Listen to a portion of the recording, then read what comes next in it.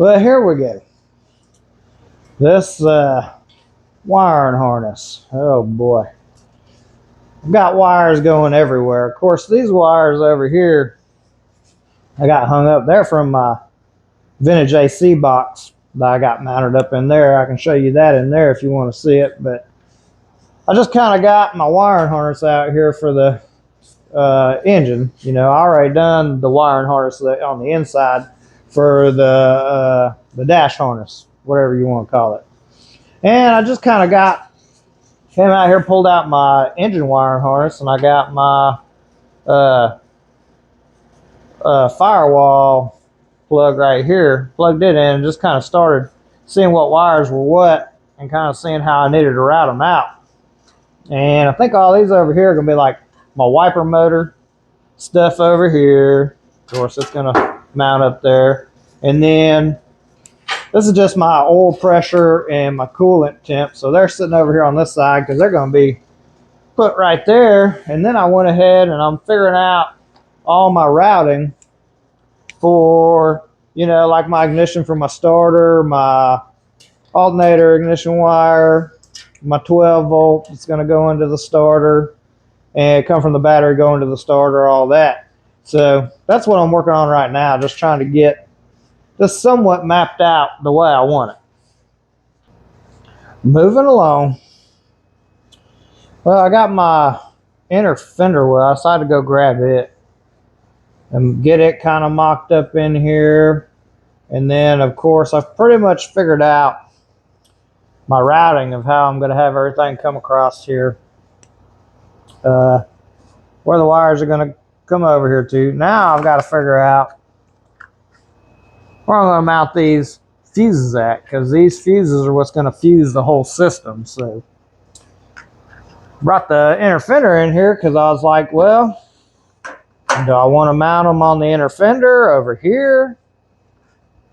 And keep in mind, there'll be a lead comes off and goes to the alternator, and one lead will come off and go down to the starter over there. And I know the factory fusible link that they had was kind of somewhere in this area up here.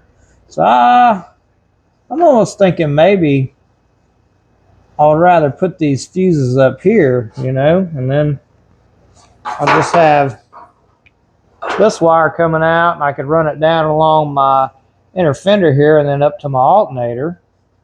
And then also I can drop one straight down to my starter over here. So I'm thinking this is probably where I'm going to end up installing this at. Of course, you know, it kind of kills the whole clean firewall look, but I mean, as I've said before, this is not a show truck.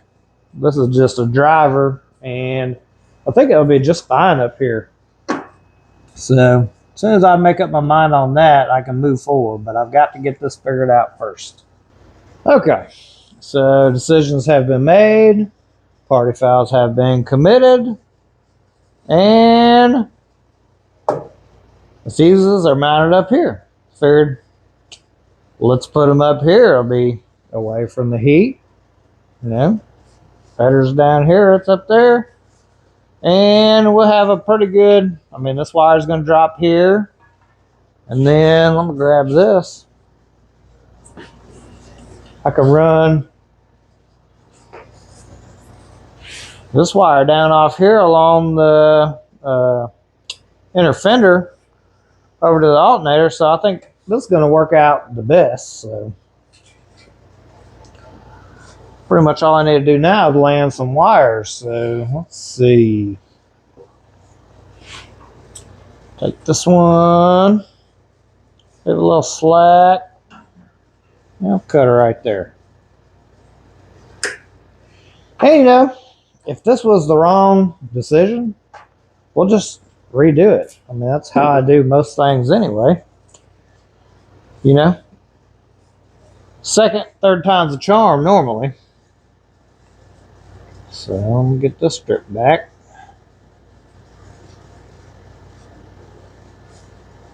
Ugh. Get this crimped on. see here. Go. Come on. Alright. That on there. Hold on. Twist it up.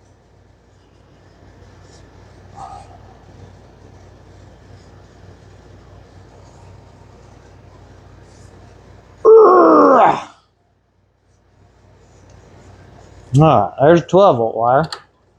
Land that one right about there. And then we've got a wire to go down to our starter for the, for the ignition switch. This is what keys the relay. Shift that back a little bit. Well, I don't know. Maybe we need to cut that a little bit shorter. Come down here. There we go. Right about there. Tell you what. Sometimes this whole moving on, making decisions stuff can hang you up. You don't want to make the wrong one. But when you think about it, it doesn't really matter. You can come back and fix whatever you mess up anyway. I mean, I mess stuff up all the time. Come back and fix it, and nobody ever knows. Unless they're here watching me when I mess it up.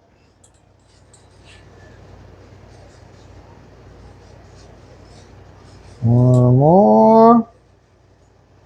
And there. Oh, you know what? I just messed up. Oh, no, it's all right. I think this heat shrink will fit. I can push this heat shrink. Almost messed up because I couldn't get my heat shrink on there, but we're good. Moving along. That'll land on the starter, so we're good. Now I got to get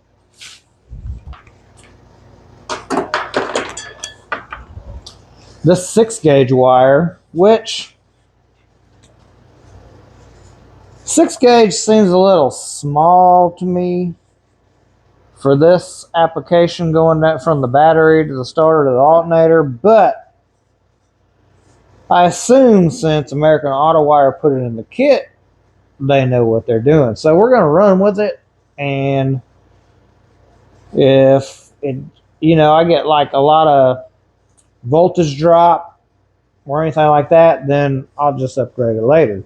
The only way I see this making a difference is if I put a real high power stereo system or something in it. So we're going to go with this for now, and if it causes us problems, we'll just change it later.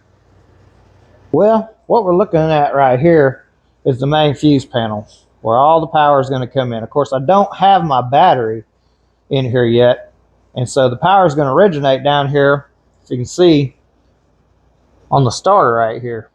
And it's going to come, you're going to bring a hot wire in from your battery to here, and then your feed going into your fuse block is going to connect on the same post as that and come up to your fuse panel up here, which there's a bus bar across here, so it puts voltage to both these fuses up here. And then from there, it's going to run out, come down here, run over to your alternator.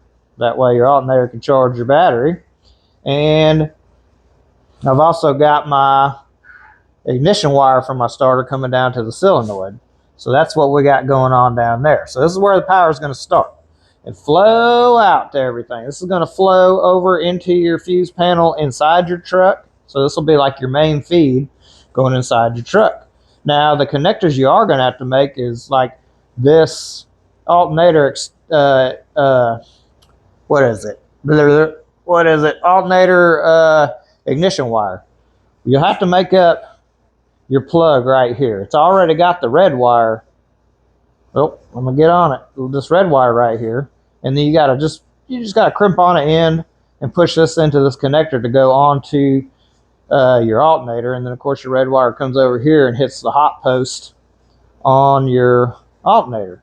Then another connector I had to make. You're going to have your ignition signal to your tach. And I don't know if I can get you down in there to see it or not. Yeah, you can kind of see it. Let me get that plug wire out of the way. You can see this pink wire, this is going to be your voltage at ignition.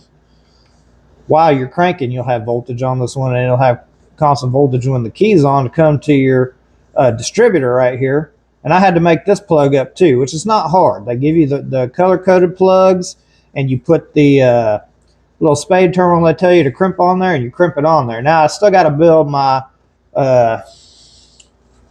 tack wire right here. I kind of routed it out, put it over here. I got to do the same thing with that. But it's easy. It's not hard. But, you know, I might need to put a tack filter and things like that on it. So I have not made it up because I want to see where I need to get my gauges and know what tack I'm running so I can plug her on in there. And two, this will probably be the wire I tap into from my Holley Sniper to get my 12 volt, because it will keep 12 volts under cranking, which it has to have because it has to stay up while you crank the motor. So that, got to take note of that so I can do that. Of course, all my Sniper stuff's still hanging around. I know it doesn't look like I've really got anything done, but this is a pretty good step forward for me.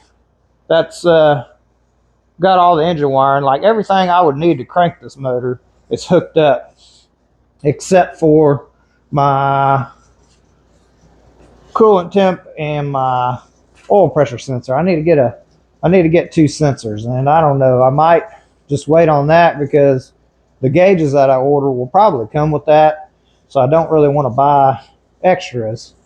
But I do want to crank this thing. But I still, also, before I can do that, I have to get some headers, so I got to get those ordered. And man, those things are pricey, especially the ones that Blueprint recommends for this motor. So I don't know when that's going to take place in the future, and you know, I just got to wait on them paychecks to come in. Got to go to work. The only other thing I could really do now before I just take a break on this thing, probably for a minute, and do some other things, would be this wiper motor. So I may or may not tackle this right now. I'm not really sure. Well, I'm back. You know, no sooner than I started talking about needing them paychecks to roll in and going to work, they called me and said, we need you now. So, but I've made it back to town and can't seem to find my wiper motor. I don't know if I threw it away or what. I hope I didn't. But I need to do these wires, and I don't want to cut them too short, so can't do that without that. So I think I'm going to take a break on this thing. You know, this thing's been wearing me out. So I think I'm going to work on some other things, which one of them will probably involve, if I can get it over here where you can see it, these spray guns right here. I might do a little painting, show you how we do that in this professional spray booth I got over here. But y'all, stay tuned in, and we'll catch you next time.